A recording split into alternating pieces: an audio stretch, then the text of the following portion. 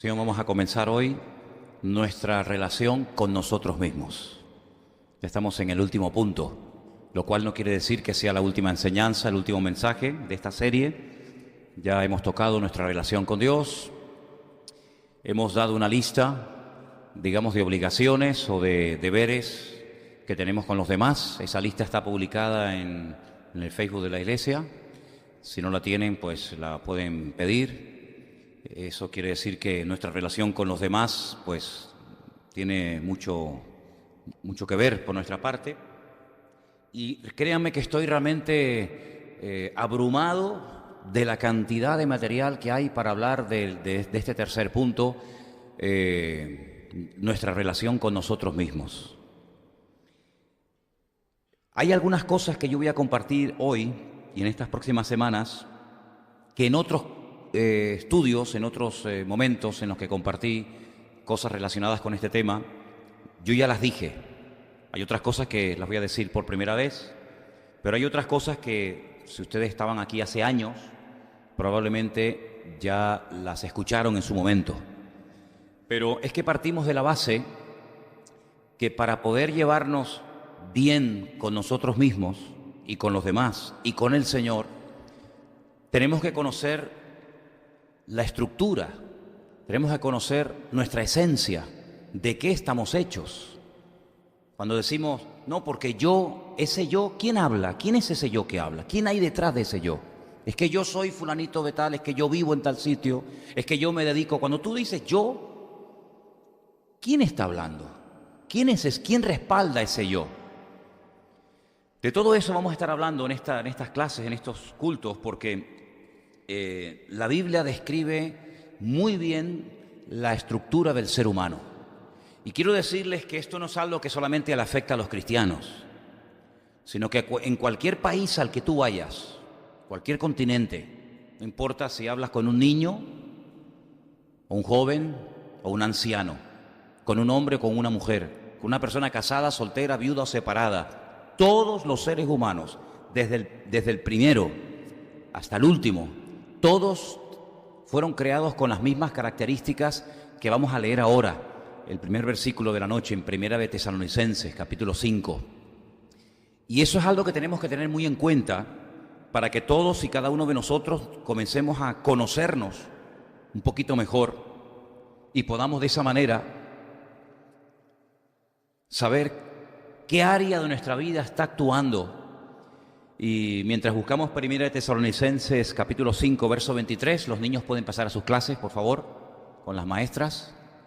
Los demás nos quedamos aquí. Y este primer versículo vamos a leerlo todos juntos, si les parece. Repito, Primera de Tesalonicenses, capítulo 5, versículo 23.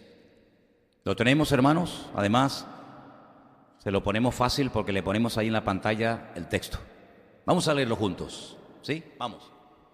Y el mismo Dios de paz os santifique por completo, y todo vuestro ser, espíritu, alma y cuerpo, sea guardado irreprensible para la venida de nuestro Señor Jesucristo. Vamos a leerlo otra vez, por favor, bien fuerte, vamos. Y el mismo Dios de paz os santifique por completo, y todo vuestro ser, espíritu, alma y cuerpo,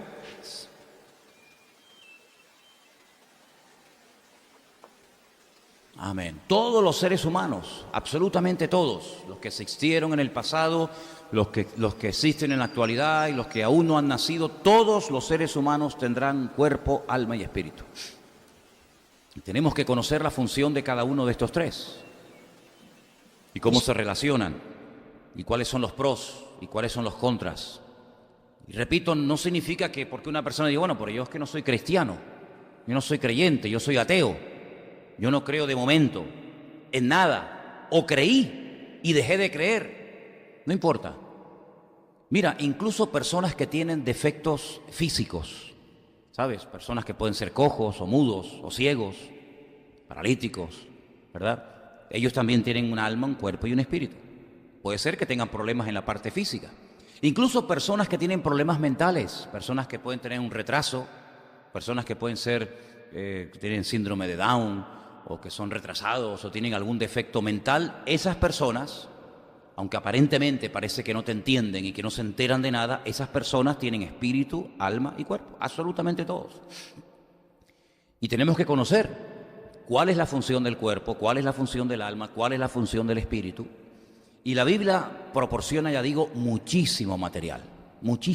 Sobre todo, lo que vamos a tocar en el día de hoy, de estas tres áreas, espíritu, alma y cuerpo, lo que vamos a tocar sobre todo es el tema del alma.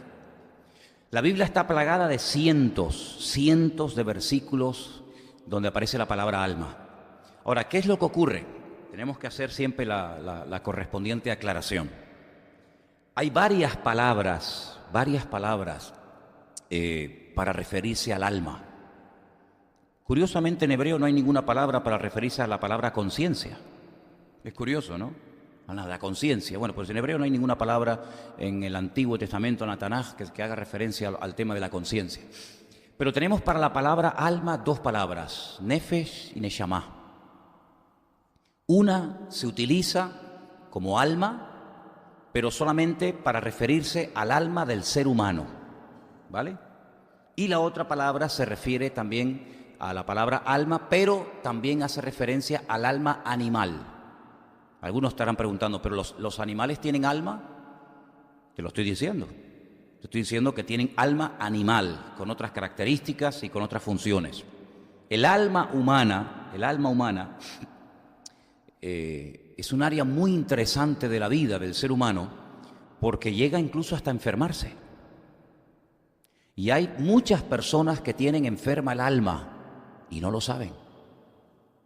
Y voy a ponerte una lista muy interesante acerca de enfermedades que puede contraer el alma. Y ahí las tenemos. Fíjate que la palabra desánimo o desaliento, desánimo, desaliento, son palabras muy parecidas, falta de aliento, falta de aire, falta de ánima, falta de alma. Son enfermedades típicas del alma, el desaliento, el desánimo, que produce lógicamente pues tristeza, ansiedad, miedo, melancolía, angustia, esa sensación de vacío constante, desgana, insatisfacción, opresión, insensibilidad o el otro extremo, hipersensibilidad, esos son problemas del alma, amargura, intranquilidad, inferioridad, falsa culpa, porque hay una culpa que es real, pero hay una culpa que es falsa, tú te la inventas, no tiene nada que ver con la realidad, pero tú te la autoimpones, ¿no? Tenemos también los extremismos, superioridad o inferioridad, todos estos son problemas que tienen que ver con el alma y lo vamos a ver. Una constante atracción por cosas dañinas o peligrosas, porque el alma altera la composición química del cuerpo y por eso hay gente que necesita grandes subidones de adrenalina. La adrenalina la produce el mismo cuerpo, lo que hace es que te acelera el ritmo cardíaco, te pone como una moto, y la presión sanguínea. Es como cuando te echas un chorro de Ventolin, que te dilata los pulmones, los bronquios. Y entonces lo que hace es que te pega ese subidón, y por eso hay gente que se tiene que tirar de un puente abajo, con la cabeza para abajo, y por eso hay gente que tiene que hacer locuras, porque ese subidón de adrenalina es un placebo, es algo que te hace sentir más o menos bien. Intentas llenar el vacío de tu alma, de tu corazón, con esas cosas peligrosas donde te juegas la vida, cosas, por cierto, están prohibidas en la Biblia. Énfasis distorsionado por hacer y hacer cosas, da igual, no importa, siempre tienes que estar haciendo cosas, sobre todo para sentirte reconocido, como que has cumplido, ¿no? Tengo que hacer algo para que la gente vea que he hecho eso, y si no lo hago, como que me siento mal. Todo eso tiene que ver con enfermedades del alma. Y cuando una persona tiene el alma enferma, y cuidado, esto le pasa mucho a los creyentes, no piensen que esto es una cosa que le toca a los inconversos nada más. No, que yo soy creyente, no, espérate. Vamos a ver ahora como había creyentes que tenían enferma el alma y lo reconocían y lo admitían y pedían intervención divina. Cuando la persona tiene enferma el alma, no estamos hablando del espíritu, no estamos hablando del cuerpo, estamos hablando del alma. Y ahora vamos a definir qué es el alma. Pues no pueden crecer, no pueden crecer. Leen la Biblia, oran, vienen a la iglesia, pero no crecen, no maduran. Porque es como una herida abierta, es como si tú tienes una botella de agua y la llenas, y la llenas y la llenas y nunca termina de llenarse. Claro, pues se te está vaciando, tiene un agujero en el fondo, y por mucho que llenes, siempre se va a perder el agua. Hay que taponarla para que lo que eches lo contenga. Entonces hay creyentes que no terminan nunca de crecer, de despegar, de madurar, porque tienen enferma el alma. Y cuando una persona tiene enferma ese área de su vida, pues no puede crecer, no puede madurar, no puedes tener estabilidad, tiene un problema emocional continuamente, problemas emocionales tremendos. Ahora te gusta una cosa, mañana te gusta otra, porque intentan llenar el vacío del alma con cosas y el alma no se sana de esa manera.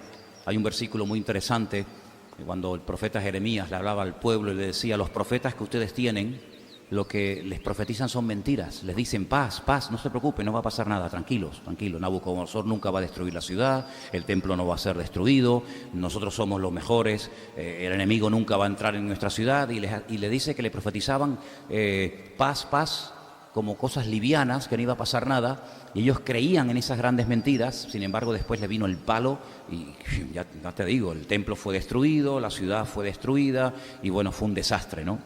Entonces, vamos a definir lo que es el alma. Si te das cuenta, cuando el apóstol Pablo le dice a los hermanos de la iglesia en Tesalónica que somos espíritu, alma y cuerpo, la única parte material de las tres es el cuerpo, lo único que puedes tocar. El alma, ¿dónde está el alma? ¿Cuánto pesa? No se puede medir, no se puede poner encima de la mesa. Sin embargo, ayer cuando pasaba por aquí cerca del estadio, me llamó la atención porque el eslogan del Club Deportivo Tenerife este año, ¿saben cuál es? Nos dejaremos el alma, abónate. ¿Lo habéis visto? Ese es el eslogan de este año. Está ahí en un cartel enorme en el estadio. Nos dejaremos el alma, abajo, abónate. ¿Qué te parece? ¿Tuviste allí? Sí, pero no había ni un alma. O le dices, te quiero con toda mi alma. ¿Te lo han dicho alguna vez? ¿No te lo han dicho? Mentiroso. ¿Cuántas refranes sobre el tema de, oh, me llegó hasta el alma tú? Eso que me dijiste me llegó hasta el alma. Hay tantas cosas que se dicen sobre el tema del alma. Pero es algo inmaterial, es algo que no podemos, como acabo de decir, ni medir, ni tocar, ni nada. Tengo una lista que la vamos a poner ahí en la pantalla, más o menos como de 12 datos o definiciones, un poquito para ver lo que es realmente el alma. Mira, en primer lugar, el alma es la esencia del ser humano, ¿sí? En segundo lugar, es algo inmaterial, no es algo físico, por lo tanto, nunca va a salir en una analítica, ni en una radiografía. Ah, mira el alma donde estaba, sino que es algo inmaterial, pero real. En tercer lugar, lo que no es accesible o asequible a los sentidos, ¿vale? Usa los sentidos, se manifiesta a través de los sentidos y del cuerpo, pero los sentidos no lo pueden tocar, no la pueden ver, no la pueden oler, ¿verdad? Esa palabra alma, nefesh, es el hálito de vida. Es decir, cuando el alma sale del cuerpo, la persona está muerta. Dice la Biblia que el cuerpo queda muerto, tiene todos los miembros, tiene todos los músculos, tiene todos los huesos, pero si no tiene el alma, está muerta. Luego, a veces la palabra nefesh se traduce, hay 780 versículos en el Antiguo Testamento donde aparece esta palabra, y a veces se traduce como vida. Es el aliento, es la respiración, es el principio animador del cuerpo, es mi ser interior, el yo personal, mi personalidad, es el asiento de las emociones, de las pasiones, de los apetitos, de la voluntad. Y algunos dirán, pero ¿eso no es el corazón? La Biblia no habla de eso. Que muchas veces la palabra nefesh o neshama tiene un montón de traducciones diferentes. veces se traduce como corazón, por ejemplo, cuando dice al Señor, bueno, ¿y cuál es el mayor y más grande mandamiento? Y él menciona el Shema. Amarás al Señor tu Dios con toda tu alma, con toda tu alma, con todo tu corazón y con todas tus fuerzas. Pero hay otro evangelio que añade la palabra mente. Y hay otros versículos que añade la palabra fuerzas o corazón, porque a veces se entremezclan, ¿verdad? Pero todo eso tiene que ver con el alma, el asiento de las emociones. Por eso una persona cuando está constantemente trabajando por sus emociones, lo que le está dando rienda suelta, lo que está dominando tu vida, tus decisiones, tus oraciones, tus pensamientos, tu vida, es el alma. No es otra área de tu vida que es la que tiene que dominar, sino es el alma. Te dejas llevar por la pasión, por los apetitos, por los deseos. Es la vida de una persona que habita en un cuerpo. Número 11. El vínculo entre la materia y el espíritu, entre lo inmaterial y lo material. Y como alguien dijo, y es una forma muy poética de decirlo, es la torre desde donde observa el espíritu. Bueno, es interesante porque el mismo Señor Jesucristo una noche en el huerto de Getsemaní le dijo a sus discípulos, hoy, me llama mucho, dice, hoy, que fue el día que pidió oración, mi alma está triste hasta la muerte. Mi alma está triste. Luego, el alma puede llegar a producir y puede llegar a sentir tristeza. Y tengo una lista, no son todos, por supuesto, es una lista inmensa, uno no la ha terminado, pero tengo una lista muy interesante acerca de versículos donde aparece la palabra alma. Y yo les voy a ir citando algunos textos, por si quieren tomar nota, no sé si la han hecho. El Salmo 23, versículo 3 dice que Él confortará nuestra alma. ¿Habéis leído ese versículo, no? Confortará mi alma, me guiará por valle de sombra y de muerte, aunque me ande por valle de sombra y de muerte, pero Él confortará mi alma.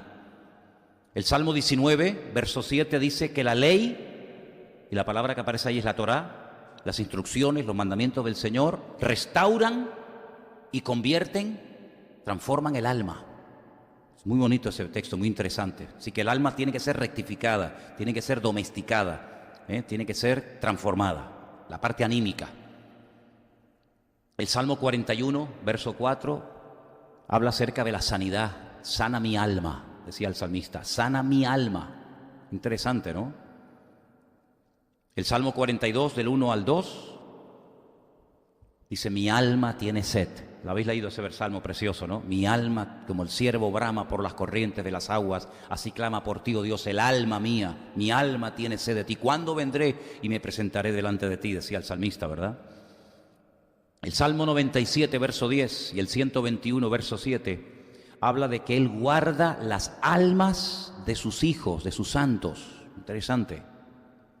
Salmo 107, 9, sacia y llena el alma.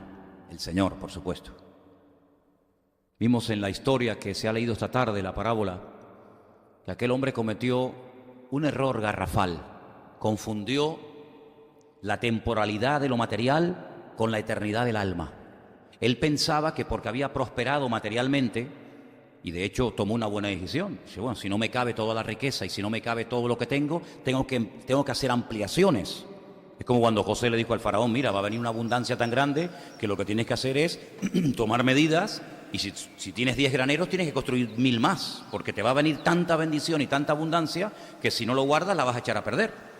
Bueno, pues este hombre, imitando, vamos a decir así, entre comillas, el consejo que José le dio al faraón, pues él dijo, ensancharé los graneros y guardaré toda mi riqueza y le diré a mi alma, ahí estuvo el fallo. En lo anterior no, lo anterior estuvo bien.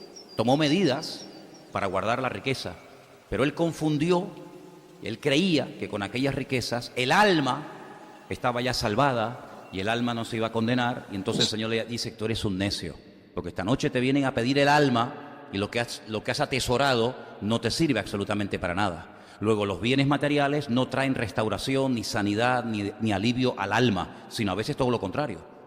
Hay un versículo que dice que las muchas riquezas no dejan dormir y descansar al rico. Los que no tienen nada no se preocupan por nada, pero los que tienen mucho se preocupan por lo mucho que tienen, por si acaso lo pierden o se lo roban o sabe Dios.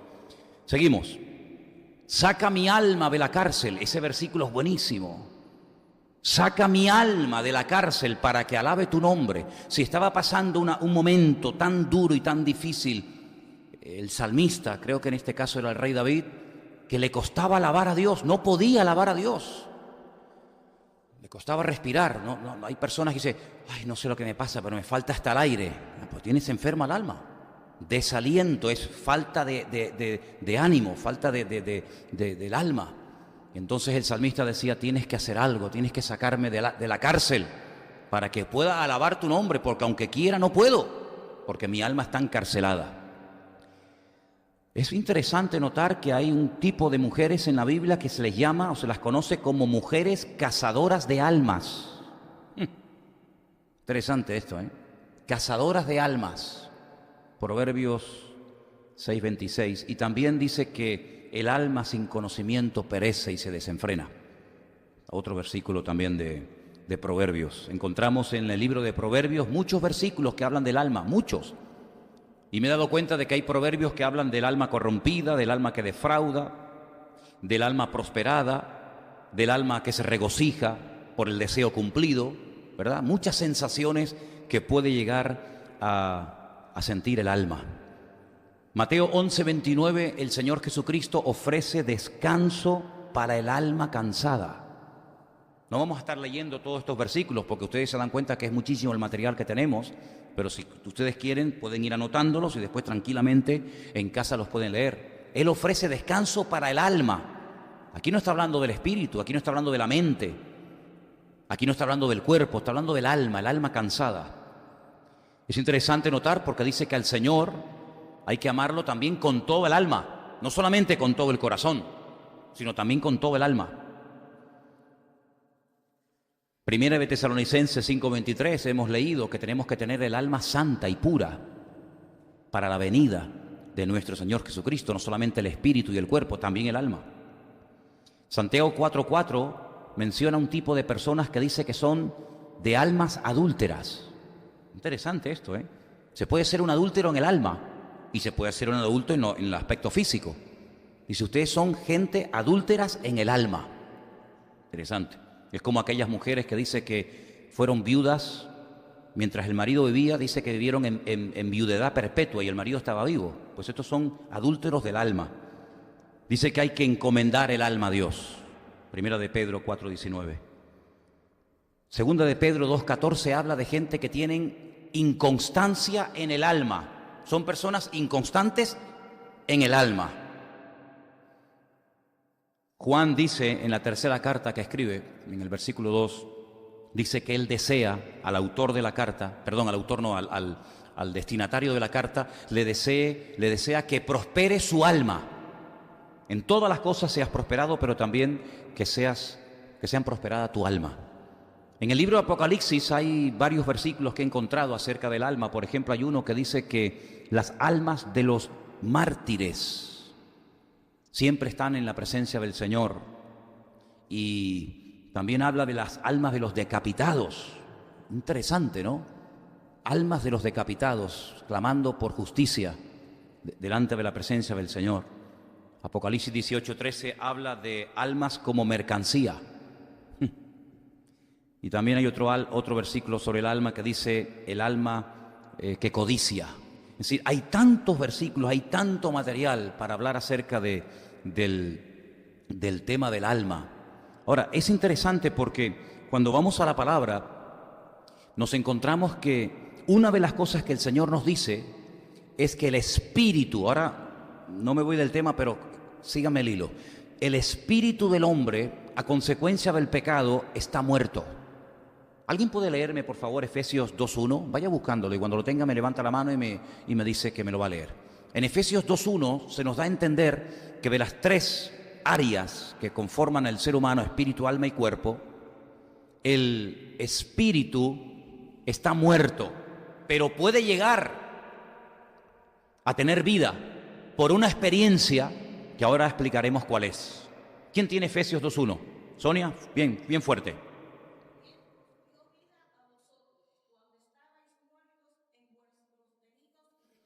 Él nos dio vida a nosotros. ¿Cuándo? Cuando estábamos muertos en nuestros delitos y en nuestros pecados. Es decir, que el pecado mató el espíritu. El espíritu es la parte a través de la cual el hombre puede llegar a tener relación con Dios.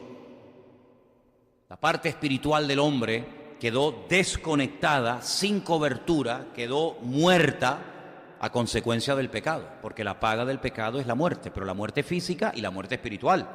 Primero se muere espiritualmente y posteriormente físicamente. Cuando Adán y Eva pecaron, no murieron en el momento así, ¡pum!, cayeron fulminados los dos, siguieron con vida. Satanás le dijo, no moriréis, y ellos probaron del fruto del árbol prohibido y no murieron. Puede ser que en algún momento un mal pensamiento haya pasado por su mente y le haya dicho, ¿ves lo que yo te dije? ¿Comiste? Sí. ¿Tú comiste? Sí. ¿Qué tal? ¿Estaba rico? Sí. ¿Qué te pasó? Nada. ¿Estás igual? No has muerto. Dios es un mentiroso, te engañó. Sin embargo, en ese momento espiritualmente murieron, quedaron desconectados de la presencia de Dios, pasaron de un bando a otro, de estar bajo la soberanía y la cobertura del Señor, pasaron a estar bajo la cobertura y soberanía del diablo.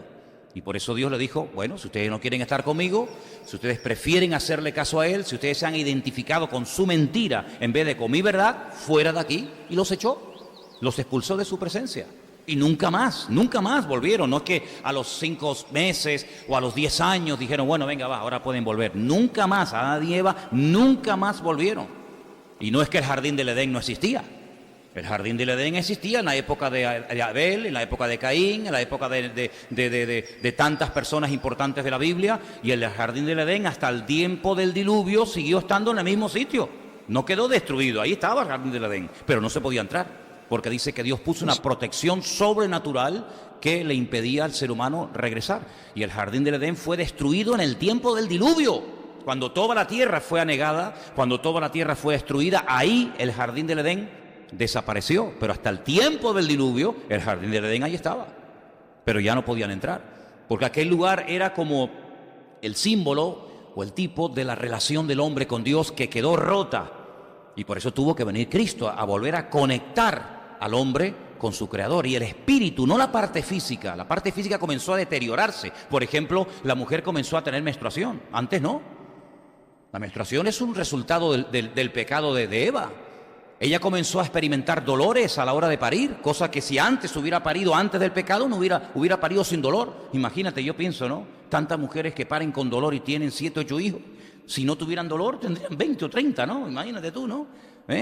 ¿Y el hombre qué empezó a sentir? Pues el hombre comenzó a perder humedad, el hombre comenzó a secarse. ¿Cómo? Pues perdiendo humedad, sudando. ¿Quiere decir que Adán no sudaba? No, Adán no sudaba. Pero a raíz del pecado el hombre comenzó a perder agua, comenzó a secarse. ¿Qué te parece? Y la tierra ya no era la misma. Si el pecado lo cambió todo, lo distorsionó todo, físicamente siguieron iguales, aunque ellos comenzaron a notar enfermedades, dolores y finalmente la muerte. El alma seguía estando viva, pero el espíritu quedó muerto. Y ahora ese versículo que se ha leído esta tarde, y Él os dio vida cuando estabais muertos en vuestros delitos y pecados. ¿A qué se refiere? Si yo no estaba muerto el día que fui a la iglesia y alguien me predicó del Señor, yo no estaba muerto, yo entré y salí por mi propio pie, nadie me llevó, nadie me cargó. Yo sentía, yo tomaba decisiones, yo iba de un lugar a otro, porque mi alma estaba dentro de mí, pero mi espíritu estaba muerto. Por eso el Señor llama a la experiencia de recobrar la vida del espíritu el nuevo nacimiento. Amén, hermanos. Dice, si no nacen de nuevo, y este concepto nadie lo enseñó jamás, ni Isaías, ni Jeremías, ni Daniel, ni nadie, sino solamente Cristo por primera vez emplea el término nacer de nuevo. Claro, por eso Nicodemo, que era un principal entre los judíos, dice, yo no entiendo esto, yo no sé lo que te refieres, porque nunca nadie nos ha hablado de que hay que nacer de nuevo. Nos han dicho que hay que ir al templo a presentar sacrificios. Nos han dicho que tenemos que confesar nuestros pecados. Nos han dicho tantas cosas, pero el nuevo nacimiento es un concepto que yo no sé qué es. ¿Te refieres que tenemos que nacer otra vez? ¿Meterme en el vientre de mi madre y nacer? Y entonces el Señor se le queda mirando a este gran maestro del judaísmo, un gran rabino de la época, y le dice, pero ¿cómo es posible que tú, siendo maestro de Israel, maestro de la Torá, tú no sepas lo que te estoy diciendo? Tú has captado la letra, pero no has captado el espíritu de la letra. Y entonces le explica que hay que nacer del agua, hay que nacer del espíritu. Ah, amigo. Y entonces esa experiencia Es una experiencia que uno tiene que buscar y uno tiene que tener individualmente. Yo no puedo nacer de nuevo por usted, ni por fulano, ni por mengano. Es algo individual, algo personal. Usted puede haber nacido en un ambiente creyente, en un ambiente cristiano, pero eso no significa de que usted ya automáticamente es un hijo de Dios. Es una criatura de Dios, pero no es un hijo de Dios. Porque hijo de Dios no nace, se hace. No es por nacimiento, es por una experiencia que en un momento determinado de la vida tenemos. No somos hijos de Dios por nacimiento, sino por adopción, que es muy diferente. Y en este caso, el que va a ser adoptado tiene que tomar parte activa. No es como la adopción de los seres humanos con los niños, que el padre y la madre van a un lugar y dice, no, ese no. No, yo prefiero una niña. Ah, sí, mira, aquella. Y el padre o la madre eligen al que van a adoptar o al que no quieren adoptar. En este caso no. En este caso Dios quiere adoptar como hijos suyos a toda la raza humana. Pero la pregunta es, ¿quieres que yo te adopte? ¿Quieres que sea tu padre? Y algunos dicen no. Muy bien, pues ahí te quedas. Entonces es una experiencia personal, intransferible, individual, que nadie puede tomar por otro. Pero el tema del alma, el alma no murió cuando Adán y Eva pecaron. El alma estaba viva, pero el alma estaba ya contaminada. El alma estaba deteriorada. Y toda esa parte anímica, esa parte sentimental, esa parte emotiva, esa parte que muchas veces domina la naturaleza humana, es la que predomina hasta el día de hoy en muchos seres humanos.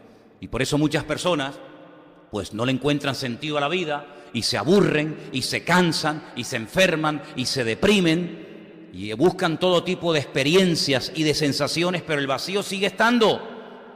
Y hay una famosa frase del famoso filósofo francés Pascal que dijo que cuando Dios creó al hombre le dejó en su corazón un hueco con la forma de Dios, y hasta que Dios mismo no llene ese vacío, ese hueco, ese vacío sigue estando.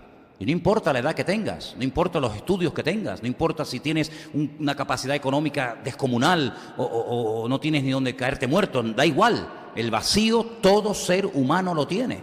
Y muchas veces la gente cree que por lo que tienen el alma va a quedar satisfecha, y el Señor ya nos contó una parábola que se ha leído esta tarde diciéndonos que el alma no queda satisfecho por lo material, sino que el alma tiene que ser restaurada por el poder de la palabra, encaminarla a los principios de Dios, y que no te domine el alma, sino que domine la parte espiritual en todos y en cada uno de nosotros. Fijaros lo importante que es esto, que el apóstol Pablo, cuando habla, por ejemplo, a los hermanos de la iglesia de Corinto, en el capítulo 1, les dice, el hombre natural, ¿a qué se refiere cuando habla del hombre natural? ¿Y a qué se refiere en el capítulo 1 cuando Pablo habla del hombre espiritual? El hombre natural es el que no ha nacido de nuevo, el que tiene el cuerpo y el que tiene su alma, pero su espíritu está muerto porque no le ha entregado su vida a Cristo. Es un hombre natural, es un hombre que ve las cosas de la vida, ve la televisión, lee el periódico, va por la vida y él interpreta y él discierne las cosas de la vida desde una óptica, desde una perspectiva puramente humana. Oye, qué mal está el mundo, cuánta corrupción que hay, qué barbaridad, qué injusticia, qué sinvergüenza, mira qué ladrones, mira qué no sé qué. Y él todo lo interpreta, ¿verdad?, desde la parte de vista humana. Digamos que el hombre natural es el que tiene una óptica únicamente horizontal. Todo lo ve así. O es porque papá fue malo, o es porque la mujer me abandonó y se fue con otro, o es porque el político este es un desgraciado y es un ladrón y no sé qué, o es porque... Y todo lo ve siempre de una óptica así muy natural. Todo tiene una explicación muy científica. Todo tiene una explicación muy humana. Sin embargo, el hombre espiritual es la persona que tiene alma, lógicamente, que tiene cuerpo, evidentemente, pero que su espíritu ya no está muerto. Pero tiene otra percepción de la vida que dice, un momento, es que detrás de esa corrupción, detrás de esa guerra, detrás de este problema, detrás de esta circunstancia, hay factores espirituales que a veces dominan y controlan a los políticos, a las familias, a las naciones, a los gobernantes, y entonces te das cuenta que detrás de Nabucodonosor hay poderes espirituales que utilizan al títere de turno para traer tiranía al pueblo. Y te das cuenta que detrás del faraón, claro, si tú eres un hombre que no tienes una percepción y un discernimiento espiritual, tú dices, este es un desgraciado, este es un sinvergüenza que está haciendo un abuso del poder porque cualquiera le lleva la contraria al faraón. Pero cuando llega un José y le dice, no, un momento, es que tú podrás ser un faraón y podrás tener mucha autoridad y podrás tener mucho dinero, pero es que tú no eres ni capaz de entender lo que significa una vaca gorda y una vaca flaca. Tú no eres capaz de entender el mundo espiritual porque tú vives en otra dimensión. Tú vives en otro nivel. Y todo lo interpretas diciendo, no, que me van a venir a atacar por la izquierda. Es que vienen con 20.000 y tenemos que afilar las espadas y los cuchillos, prepárense. Pero cuando una persona tiene un discernimiento espiritual, como el Señor Jesucristo evidentemente lo tenía, le dijo a Pedro, hijo de Jonás, Satanás. Y Pedro podía haber dicho, no, yo no soy Satanás. Yo soy Pedro. No. Satanás, apártate de mí. Pero si está hablando Pedro. No, está hablando el diablo a través de la boca de Pedro. Y el diablo sabe hacer eso. Porque la primera vez que el diablo habla en la historia de la humanidad no habló por sí mismo. Habló a través de la boca de un animal. O no lo sabemos. La primera palabra que pronunció el diablo, según el relato bíblico, no la dijo así abiertamente, sino que se camufla y se mete dentro de un animal y a través de la boca de ese animal, que en aquel momento no era así, ni se arrastraba, sino era un animal completamente diferente, ¿verdad? Porque la maldición fue que se arrastrara, después, previamente no. Habla a través de la boca de ese animal y la mujer no se lleva una sorpresa, sino que la mujer entra porque seguramente quedó tan seducida y tan arrastrada por aquella voz tan hermosa, como aquellos marineros de la mitología quedaban prendidos cuando dicen que oían los cantos de la sirena y se iban contra las rocas porque pensaban que estaban allí aquellas sirenas, ¿verdad? Bueno, pues dice la Biblia que Satanás es capaz de disfrazarse de ángel de luz. Satanás es capaz de disfrazarse de pastor, de político, de futbolista, de cantante, de pintor, de torero, de bombero, de lo que haga falta, con tal de llevar a la gente a su terreno, y cuando te tienen en su terreno, amigo, ya eres hombre muerto, ¿te das cuenta? Entonces, el hombre espiritual, y el más espiritual de todos, sin lugar a dudas, fue el Señor Jesucristo, era capaz de discernir que a través de un discípulo de él, estaba hablando nada más y nada menos que el diablo, y le dice, Satanás, apártate de mí. Increíble, ¿te das cuenta? Y así podemos ver, queridos hermanos, que cuando el alma no está bajo el señorío de Cristo, el alma domina y prevalece en nuestros pensamientos, en nuestras conversaciones, en nuestros sentimientos, en todas las y cada una de las áreas de nuestra vida, y por eso hay personas que llegan a tener el alma enferma. Y personas con el alma enferma son personas que no crecen, son personas que no maduran, son personas que no pueden ir más allá, son personas que no pueden profundizar en su conocimiento con el Señor, porque el alma herida es como una herida abierta, ¿verdad? Que no se cura con un placebo, no se cura con una tirita, sino con una intervención soberana del Señor, que es el único que puede sanar el corazón partido. ¿Cuántos dicen amén? Ahora, vamos a ir a distintos versículos de la palabra para que ustedes se den cuenta cómo a veces a la palabra nefesh, alma, que es la que generalmente se suele traducir, se le añade una palabra más. En Génesis 1:20, Génesis capítulo 1, versículo 20, dice, dijo Dios, produzcan las aguas seres vivientes, y aves que vuelen sobre la tierra, en la abierta expansión de los cielos. Nefesh Hayá. Se añade a la palabra nefesh, que es alma, la palabra Hayá, almas vivientes. Como dice aquí la versión Reina Valera, seres vivientes. Pero en esa palabra seres vivientes aparece la palabra alma. Almas vivientes. Una traducción tal vez más correcta. Así que fíjense cómo a la palabra alma se le añade una más. Alma viviente o seres vivientes. Tenemos en Levítico 24:17, repito, Levítico 24, versículo 17, otra expresión donde aparece la palabra alma. Y dice así, asimismo el hombre que hiere de muerte a cualquier persona que sufra la muerte. Y ahora aparece la palabra Nefesh Adam. Y aparece también la palabra alma, aunque uno lo lee en español y dice, pero ¿dónde está la palabra alma? Porque no aparece por ninguna parte, pero ahí aparece como vida humana. Luego, cuando se habla de la vida humana, no de la vida espiritual, de la vida humana, aparece la palabra alma. Tenemos también en Levítico 24:18, Bueno, sí, ese lo hemos leído. Levítico 24:17. Asimismo, el hombre que hiere de muerte a cualquier persona que sufra la muerte, el que hiere a algún animal, ha de restituirlo animal por animal. Y ahí la palabra que aparece es nefesh nehemá, alma animal. Una vez me preguntó una persona, pero ¿los animales tienen alma? Y le dije, sí. Dice, ¿dónde lo dice? Bueno, en español es complicado encontrarla. Pero la Biblia habla de alma humana y de alma animal, evidentemente. ¿Tienen los animales sentimientos? ¿Se emocionan? ¿Tienen recuerdos? ¿Se deprimen? ¿Se enfadan? Todo eso son funciones del alma. ¿Ustedes no han visto un perro deprimido? ¿Saben que en Holanda hay una clínica para loros deprimidos? El loro es un animal que vive un montón de años, 70 y pico, 80 años. Y comenzaron a darse casos de loros, de papagayos, de cacatúas, que comenzaron a arrancarse las plumas y no querían comer y se agachaban la cabeza y se quedaban como tristonas y se deprimían y se morían. Y descubrieron que era cuando el dueño se iba de vacaciones y se la dejaba a otra persona, se sentía como abandonada y entraba en depresión. Y entonces los holandeses, que son muy listos, pues inventaron una clínica, no sé cómo curan de depresión a un loro. Sinceramente no tengo ni idea qué terapia utilizan. Si lo sacan de paseo, lo llevan al loro parque a ver a otros primos o a ver otras partes de la familia, no sé cómo lo hacen, pero también se deprimen. ¿No han visto un perro celoso? ¿No habéis visto perros celosos? Ay, amigo, ¿coge celos un perro? ¿Cómo se puede poner celoso un perro? Ay, amigo, tenemos unos amigos en la península, bueno, conocidos, que tenían un loro que cantaba alabanzas, ¿te acuerdas? Más levantaba, iba así la mano no, el ala, hacía alabaré, alabaré, alabaré, alabaré.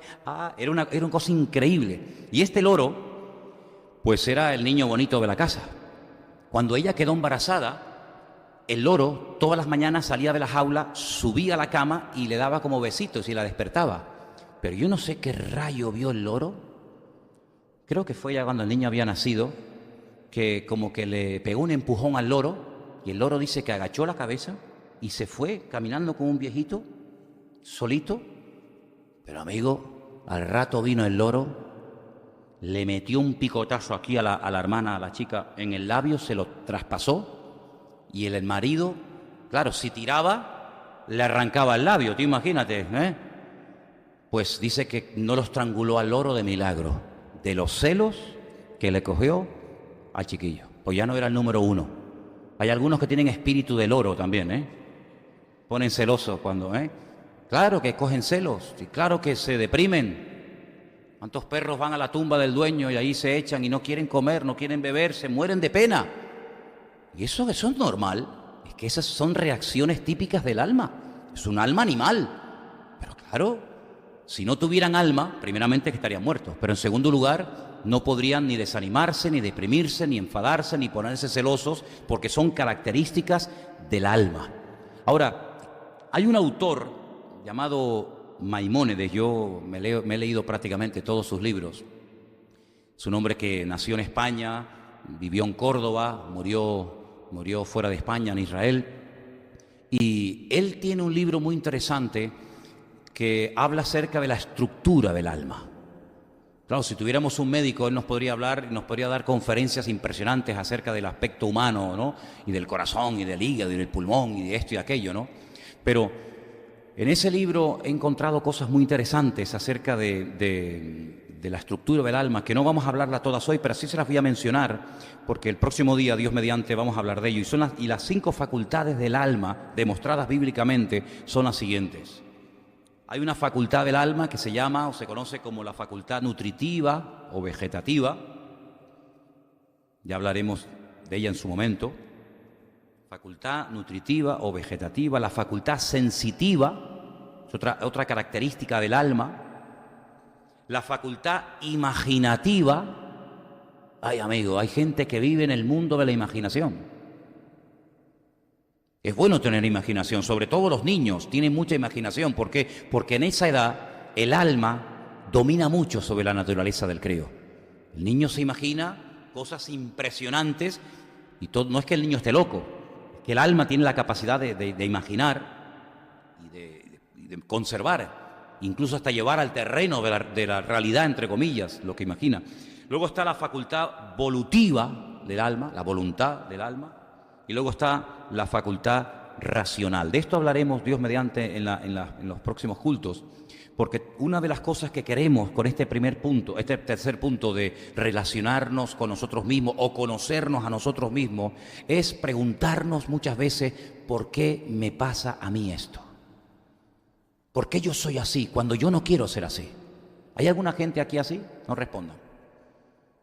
Gente que dice, pero si yo en el fondo quiero ser abierta y llevarme bien con todo el mundo, pero no me llevo con nadie, ni siquiera conmigo.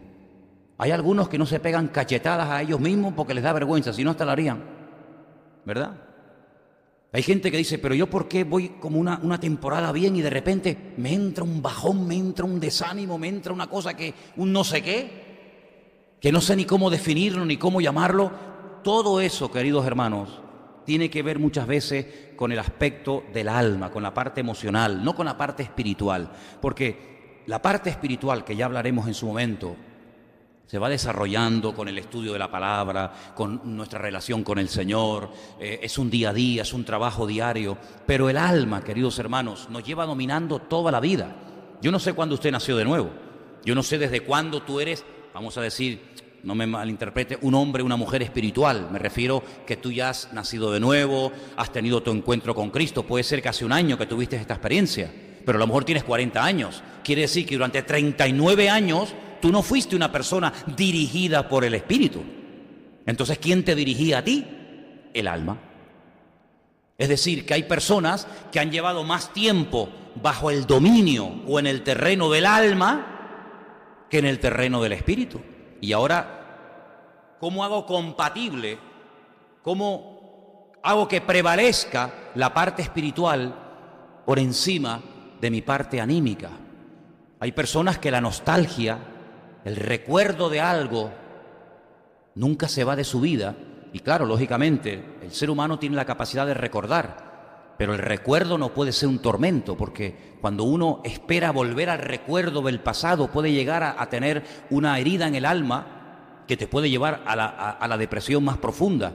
Vives, tienes nombre de que vives, pero estás muerto, le dijo el Señor a una congregación entera en el libro del Apocalipsis. Entonces, hermano, todo esto es importante que nosotros lo podamos conocer para que podamos decir, bueno, lo que me está pasando a mí en este momento no es un problema que el diablo me está atacando, porque claro, aquí hay un problema, y es que mucha gente cuando pierde el control y no sabe lo que le está pasando, automáticamente le atribuyen al otro, le atribuyen al enemigo lo que está pasando en su vida. Es como decir, yo voy por la carretera y se me enciende una luz roja en el coche. Y la luz roja me indica que tengo que poner aceite ya urgentemente, o agua. Y entonces dice, este maldito gobierno, si tuviéramos a otro partido, si tuviéramos otro gobierno, a mí no se me hubiera encendido la luz roja del coche.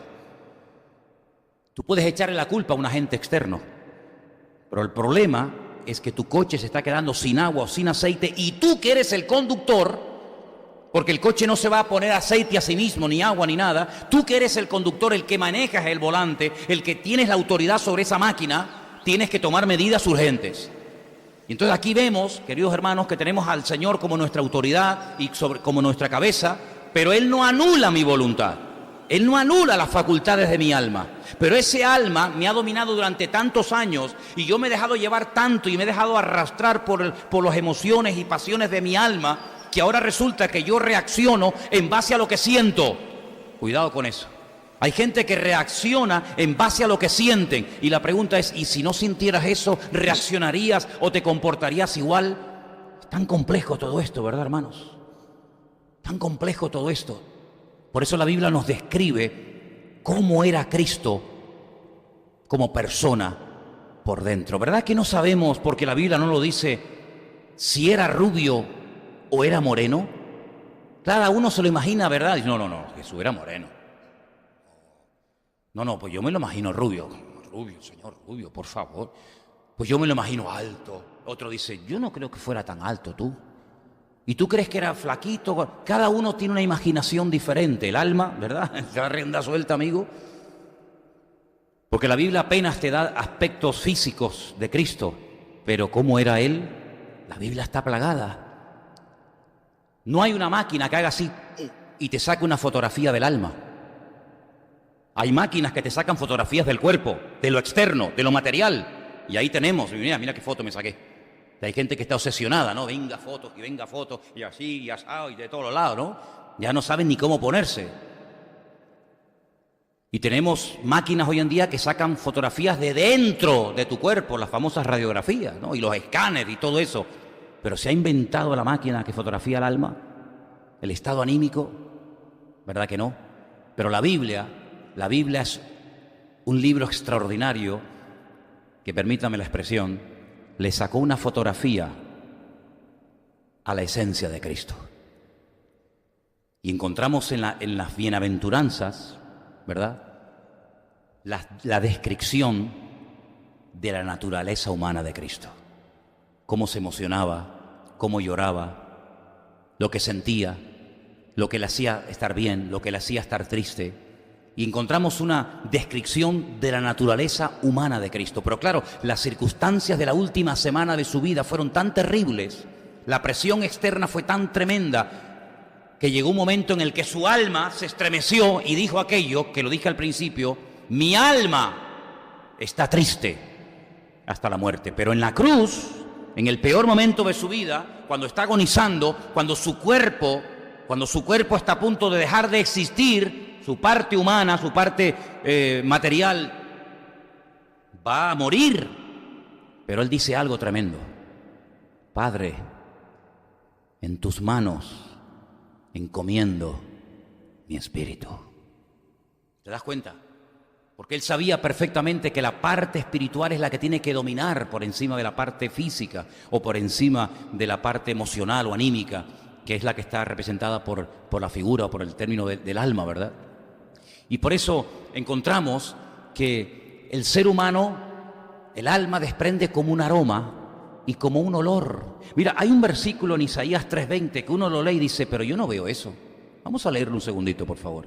En Isaías 3:20 hay un versículo que uno dice: pero yo no encuentro eso. Isaías 3:20, mira qué texto tan interesante. Habla acerca del juicio, de la intervención divina sobre la tribu de Judá, cuya capital era Jerusalén, todo lo que le va a pasar, todo lo que le va a acontecer. Pues en el capítulo 3, versículo 20, el Señor va describiendo la ruina, la destrucción, la aniquilación de la ciudad de Jerusalén, y llega al versículo 20 y dice algo así: las cofias, los atavíos de las piernas, los partidores del pelo, los pomitos de olor y los zarcillos, los anillos y los joyeles de las narices, las ropas de gala, los mantoncillos, los velos, las bolsas. Y uno dice: ¿pero qué está describiendo aquí el Señor? El Señor está describiendo aquí todo lo que van a perder a consecuencia del pecado. ¿Y qué significa esto? ¿Para qué menciona las pulseras, los anillos, los frasquitos de perfume? ¿Se refiere única y exclusivamente a eso o hay algo más detrás de esto? Es como la descripción, dice: acuérdate, joven, de tu Creador en los días de tu juventud, antes de que vengan los días malos, ¿verdad? Y te habla de las ventanas, te habla de la cuenca de oro, te habla de tantas partes del cuerpo humano, de cómo se van a ir deteriorando, de las muelas, etcétera. Bueno, pues aquí exactamente igual. Y cuando llega y dice estos frasquitos de perfume, ahí menciona la palabra alma. Ya sé que en español no se ve por ningún lado, pero cuando habla acerca de esos frasquitos que llevaban las mujeres para ponerse perfume en cualquier momento, ahí aparece la palabra alma. Y es que el alma desprende un aroma, desprende una fragancia de vida o de muerte. La Biblia dice que para el Señor los que se pierden desprenden olor de muerte para muerte. Pero los que se salvan, esto es a nosotros, desprendemos olor de vida de Dios, de vida del Señor en nuestros corazones. Y por eso, amados hermanos, el diablo es como un perro sabueso, que te escondas donde te escondas, sabe dónde estás, porque tu alma, tu vida, desprende al mundo espiritual. Es igualmente con el Señor. ¿Dónde te vas a esconder del Señor si el Señor siempre te va a tener localizado? Si es que llevas dentro, ¿sabes? Como cuando roban un coche oficial. Tú robas un coche de la policía y te van a encontrar sí o sí, porque el coche de la policía tiene un chip que saben en todo momento dónde está. O una ambulancia, o una guagua, muchísimos vehículos y cosas tienen ese chip que saben en todo momento dónde se encuentra. El ser humano tiene en su interior, tiene un chip, tiene algo que el diablo lo sabe localizar y el Señor sabe dónde te encuentras. Y por eso dice el salmista, ¿dónde me esconderé de tu presencia?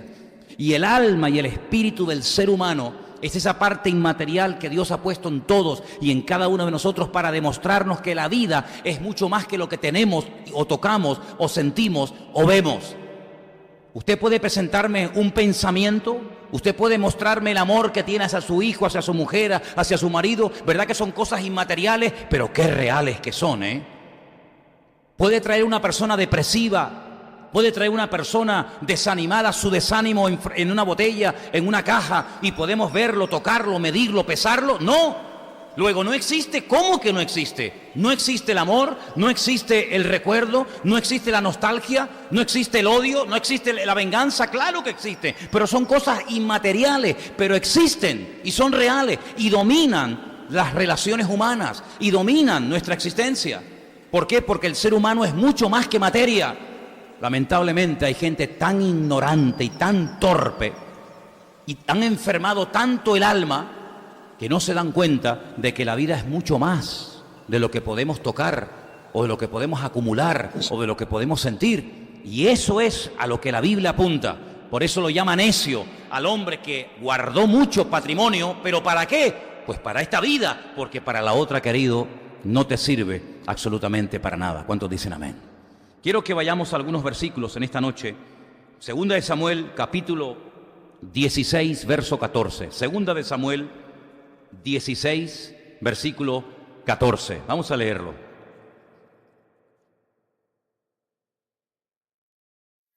Y el rey y todo el pueblo que con él estaba llegaron fatigados y descansaron allí. Hay gente que siempre está cansada. Y tú dices, pues si no he hecho nada. Si me he levantado a las 3 de la tarde para que no se me hiciera tarde para dormir la siesta.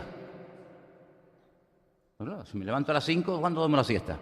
Hay que despertar, ¿no? ¿Verdad? Ese cansancio constante y permanente que por mucho que duermas no se termina de ir. ¿Eso a qué se debe? Se debe a que el alma no ha sido tratada en su momento como debía de ser, como tuvo que ser tratada.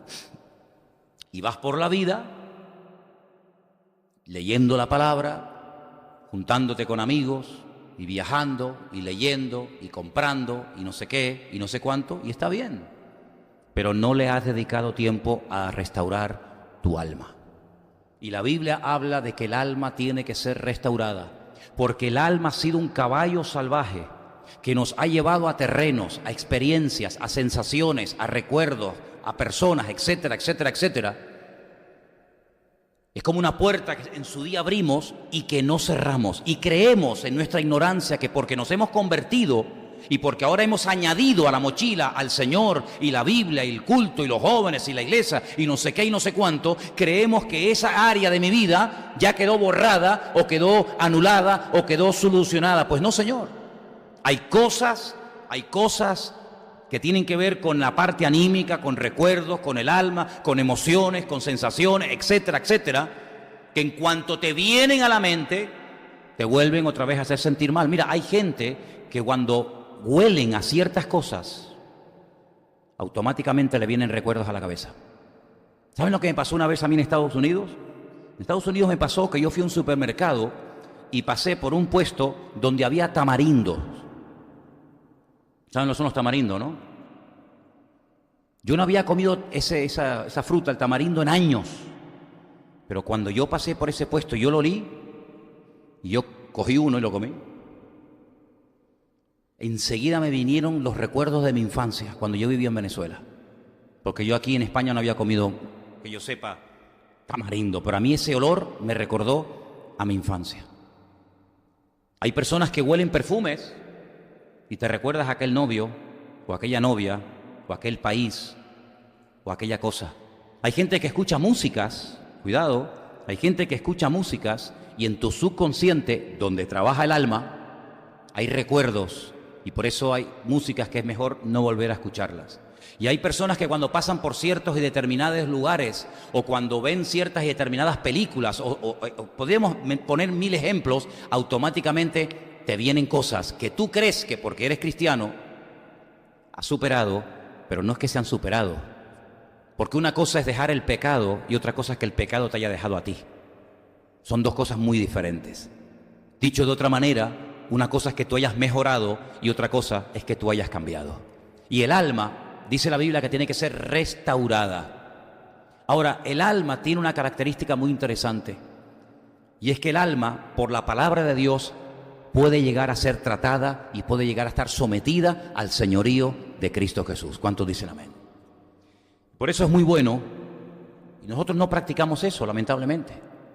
Pero todos los años que nosotros fuimos católicos, la mayoría de los que están aquí lo fueron, una de las cosas que se hacía, que prácticamente no existe en el mundillo evangélico, es la confesión de pecados delante de Dios por nombre y apellido. Cuando íbamos delante de aquel Señor, ¿te acuerdas? No era suficiente con decir, Padre, vengo arrepentido. No, Él te sacaba, por lo menos a mí. ¿Y cuándo fue? Bueno, dime cuándo fue. ¿Y con quién fue? ¿Y dónde fue? Y te hacía, un cuestionario que le contabas toda la vida. Porque la confesión de pecado no solamente era de llegar y decir, me arrepiento de mi pecado, pum, fuera, ya está. Sino que había que confesarlo con el deseo de no volver nunca más a cometer ese pecado. Y eso aquí en la iglesia evangélica se ha perdido. Hemos llegado a convertir la conversión en algo tan simplón y tan fácil que creemos que porque una persona levante la mano en un culto y repita una oración ya es salvo, ya ha pasado de muerte a vida, ya está todo solucionado. Y eso no es verdad.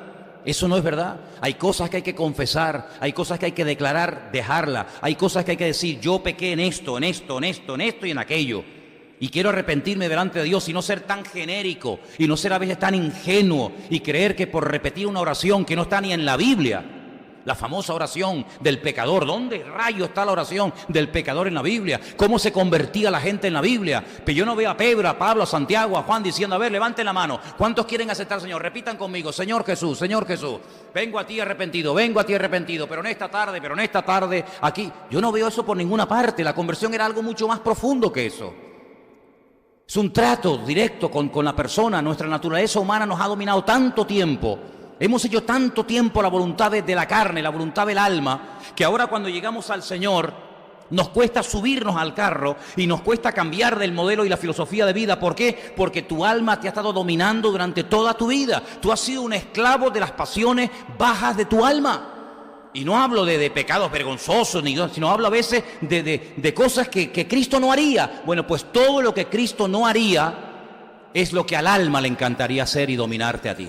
Y por eso tenemos que pedirle al Señor que ese área de la vida tan importante sea sanada y restaurada para que ahora no vivas por sentimientos, no vivas por emociones, no vivas por malos recuerdos, sino vivas guiado por el Espíritu. Porque los que son hijos de Dios, estos son guiados por el Espíritu de Dios, dice la Biblia. El alma es engañosa, el corazón es perverso. Hoy siento una cosa, mañana siento otra. Los sentimientos, las emociones son como la arena del mar. Sopla y sabe Dios dónde está ese granito de arena. Ahora estaba aquí, mañana está allá y mañana sabe Dios dónde. Por lo tanto, el creyente no tiene que ser guiado por emociones, por pasiones, por sentimientos, por yo siento, yo creo, a mí me parece, sino tiene que ser guiado, como dice la Biblia, por el Espíritu de Dios. Porque dice la Biblia que esos son hijos de Dios, los que son guiados por el Espíritu de Dios. Pero ¿cómo van a ser guiados por el Espíritu de Dios si su espíritu no está conectado al Espíritu de Dios? Claro, en español, en nuestro idioma en el que trabajamos y nos movemos, resulta que nos encontramos muchas veces en la Biblia la palabra espíritu con mayúscula y la palabra espíritu con minúscula. Y uno dice, bueno, me imagino que cuando pone espíritu con mayúscula se referirá al Espíritu de Dios. Y cuando pone espíritu con minúscula, pues se referirá al espíritu humano. Pero, ¿sabe? Muchas veces no es así. Muchas veces no coincide, porque yo he estado leyendo un montón de versículos en esta semana donde muchas veces al espíritu humano se le pone con mayúscula.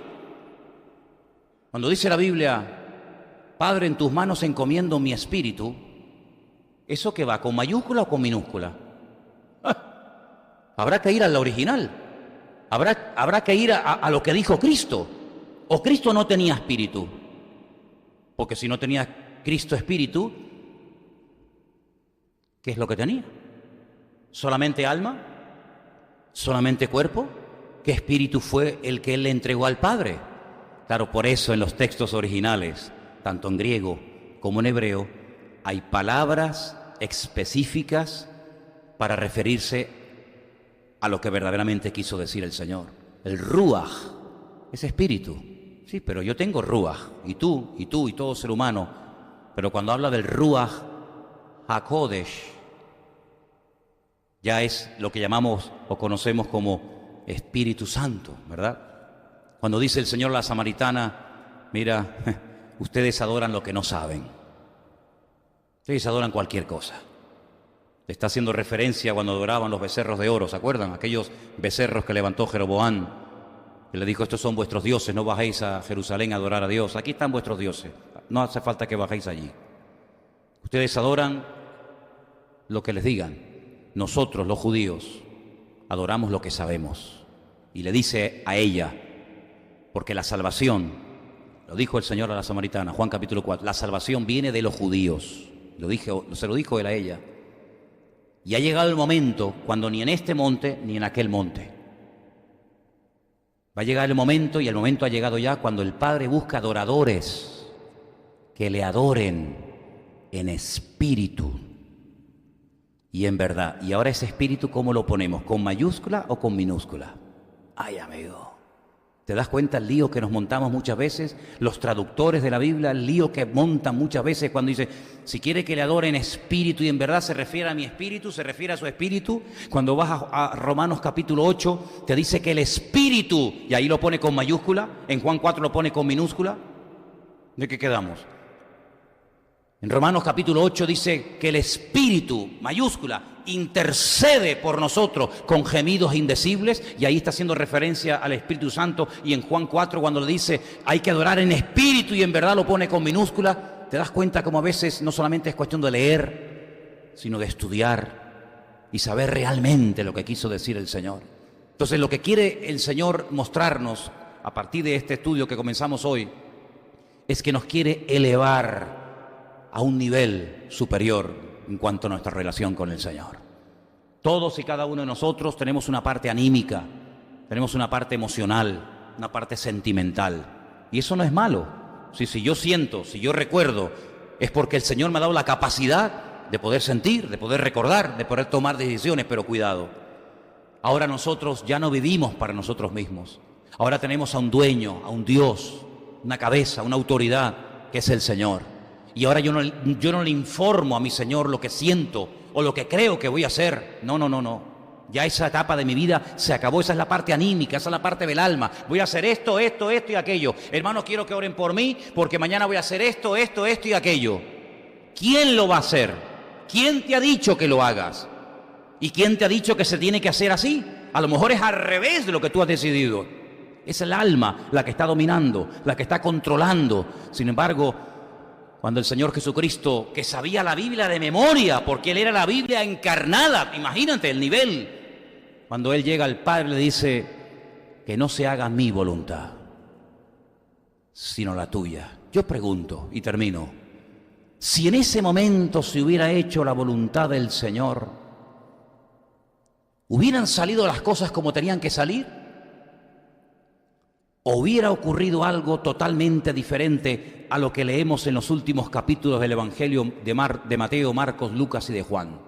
Si en ese momento, repito, la voluntad personal e individual del Señor se hubiera hecho, ¿para qué tuvo que orar que no se haga mi voluntad, sino la tuya?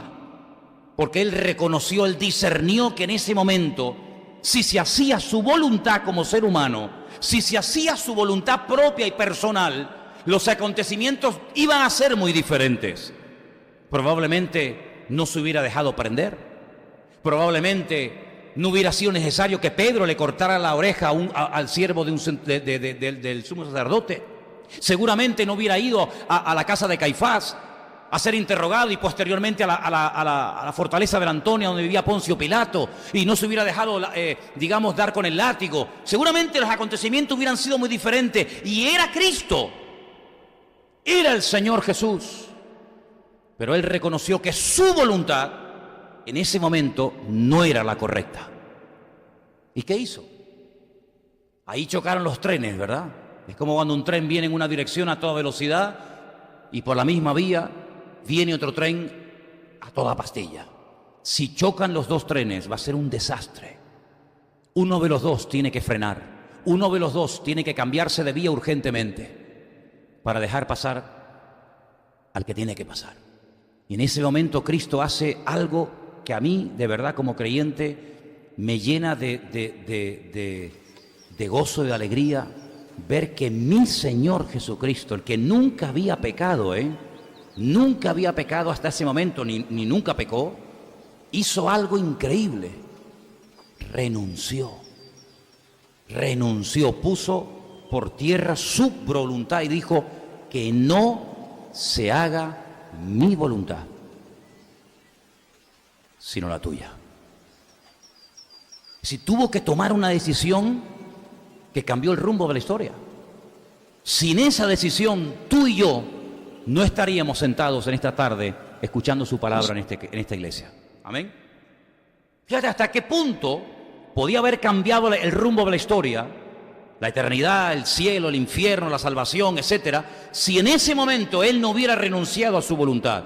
Si el mismo Señor Jesucristo, y quiero subrayar esto porque para mí es de trascendental importancia, si el mismísimo Señor Jesucristo, perfecto desde que se levantaba hasta que se acostaba, tuvo en un momento determinado de su vida que renunciar a su propia voluntad por el beneficio colectivo, por el beneficio de la raza humana, y para que la palabra de Dios, las profecías prevalecieran y se cumplieran, ¿cómo nosotros no nos vamos a encontrar, no digo ni en uno ni en dos, sino en muchos momentos de la vida, en situaciones donde no nos va a quedar más remedio para la gloria de Dios que renunciar a nuestra voluntad, porque nuestra voluntad, por muy listos que seamos, en un momento determinado nos puede llevar a la ruina?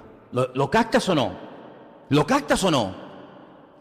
Luego el riesgo que corremos por darle rienda suelta a lo que siente hacer el alma en un momento determinado puede ser catastrófico. Catastrófico. Por lo tanto, tenemos un tema en nuestras manos, creo que muy interesante, y debemos de pedirle al Señor que comience a tratar con ese área de la vida de la cual se habla muy poco, muy poco de ese área, pero que yo creo que tiene que ser algo a lo cual tenemos que dedicarle tiempo, porque en cierta medida el éxito, el fracaso nuestro como creyentes y como seres humanos dependerá muy mucho de lo que vamos a hacer a partir de hoy con el tema del alma. ¿Quién va a gobernar? ¿Quién va a dirigir mi vida? Ahí está el quid de la cuestión, y con la ayuda del Señor vamos a ir dando pasos y vamos a ir tratando con todas y cada una de las áreas del alma, cómo tratar con este área, cómo tratar con el tema de la imaginación. Mira, hay gente, hermanos, hay gente que están destruidos moral y espiritualmente porque viven bajo el dominio tirano de la imaginación. La imaginación los vuelve locos. Terrible. ¿Es pecado imaginar? No. Si fuera pecado, Dios no me hubiera dado la facultad de imaginar, pero cuidado. Yo tengo que saber hasta dónde puede llegar esta facultad de mi alma con el tema de la imaginación, hasta dónde puedo llegar, hasta dónde no puedo parar. Cuando muchas veces decimos, hermanos, ¿se imaginan ustedes cómo tuvo que ser cuando el pueblo de Israel salió de Egipto? Y utilizamos la imaginación, ¿verdad?, para ver cómo salieron los egipcios y cómo salieron vencedores de Egipto y cómo el faraón se ahogó con los carros, etcétera, ¿verdad? Está bien, pero cuidado. El Señor de mi vida no es don imaginación, ni don sentimiento, ni don emoción. El Señor de mi vida es mi Señor Jesucristo. ¿Cuántos dicen amén? Vamos a orar. Cierra tus ojos ahí donde estás. El jueves, Dios mediante, seguimos con esto. Esto solamente ha sido una especie de introducción. Hay un montón de temas, un montón de versículos que vamos a ir analizando poquito a poco, Dios mediante. Lo vamos a hacer el jueves. Pero vamos aquí ahora a orar y pedirle al Señor: Señor, sana mi alma, Señor. Sana mi alma. Restaura mi alma, Señor.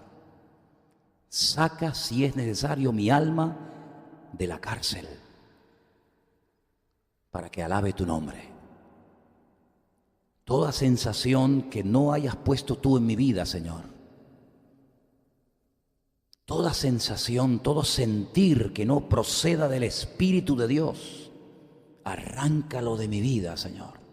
Porque yo quiero sentir como tú sentías, y pensar como tú pensabas, y moverme como tú te movías, pero no guiado por una alma que ha quedado contaminada por el pecado y que me ha llevado muchas veces a terrenos y a áreas, a sensaciones que no glorifican tu nombre, Señor. Queremos pedirte de todo corazón que este área de nuestra vida, de la esencia nuestra como seres humanos, sea tratada por ti de una forma profunda, genuina y real, Señor. Te pedimos perdón por las veces que le hemos dado lugar a emociones, a sentimientos, a sensaciones que no son del Espíritu de Dios. Son producto de la carne que utiliza las pasiones bajas y a través del alma y del cuerpo se manifiestan y se hacen notorias y que no te dan gloria a ti, Señor. En el nombre de Jesús, sana nuestro ser más profundo, Señor. Trabaja en mi ser más profundo, en esa parte inmaterial pero real de mi vida, para que todo mi ser, espíritu, alma y cuerpo esté guardado irreprensible, santo y puro, hasta la venida, la manifestación de mi Señor Jesucristo, Señor. Te lo pido con todo mi corazón que a partir de hoy me tome en serio este área de mi vida tan importante, de tanta influencia y repercusión, que yo pueda verdaderamente, Señor, vivir en libertad, disfrutando de la libertad gloriosa de los hijos de Dios. Gracias, Padre, porque sé que contigo todo lo puedo y tú me vas a ayudar a vivir como vencedor, más que vencedor, a través de tu vida en mí, Señor. En el nombre de Jesús te lo pedimos todo en esta tarde. Amén.